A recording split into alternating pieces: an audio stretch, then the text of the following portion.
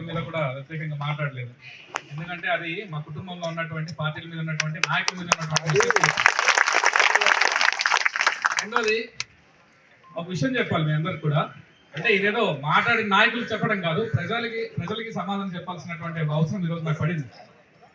నేనేమంటానంటే చాలా మంది బీజేపీతో పాంగి రాజారావు గారితో కలిసిపోయి టికెట్లు ఆయన బీజేపీతో తెప్పిస్తారంట, లేకపోతే నరేంద్ర మోడీతో సహా మాట్లాడేసాడంట, అమిత్ షాతో మాట్లాడేసాడంట, లేకపోతే గీతా గారు మేమందరూ కూర్చొని మొన్న ఇక్కడ ఢిల్లీలో పార్టీ చేసుకొని మరి పాంగి రాజారావు టికెట్ ఇప్పించమాట. అరే తమ్ముళ్ళు ఒక మాట అడుగుతున్నాను, బుర్రలు మోకాల్లో ఉన్నాయా లేకపోతే అంతకంటే అరికాల్లో ఉన్నాయా మీ అందరికీ? నేను ఒకటి చెప్తున్నా, తెలుగుదేశం పార్టీకి పార్లమెంట్ అధ్యక్షుడు కిడారి శ్రావణ్ కుమార్.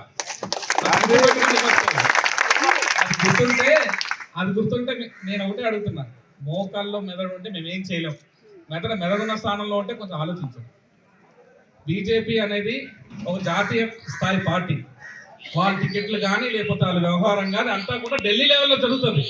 ఢిల్లీ లెవెల్లో వెళ్ళి రావాలి అంటే మనకు టికెట్లు బొక్క, ఫ్లైట్ టికెట్లు బొక్క.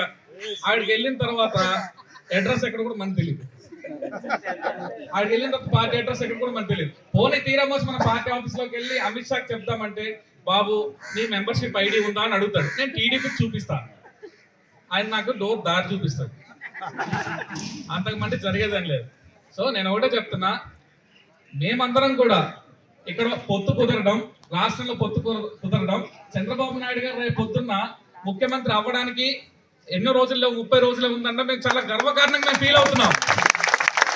దానికి ఇక్కడ బీజేపీ ఇవ్వడం కానీ రాజారావు గారికి, అదేవిధంగా ట్రైబల్ కాన్స్టిట్యూన్సీ అయినటువంటి పోలవరంలో జనసేనకి ఇవ్వడం కానీ, లేకపోతే ఇక్కడ ఏదైతే పాలకొండలో జనసేనకి భాగంలో ఇవ్వడం కానీ, లేకపోతే ఇక్కడ గీతా గారికి ఎంపీకి ఇవ్వడం, మాకు కూడా ఎంపీ ఇస్తారన్నారు, మాకు కూడా అవకాశం ఉండింది.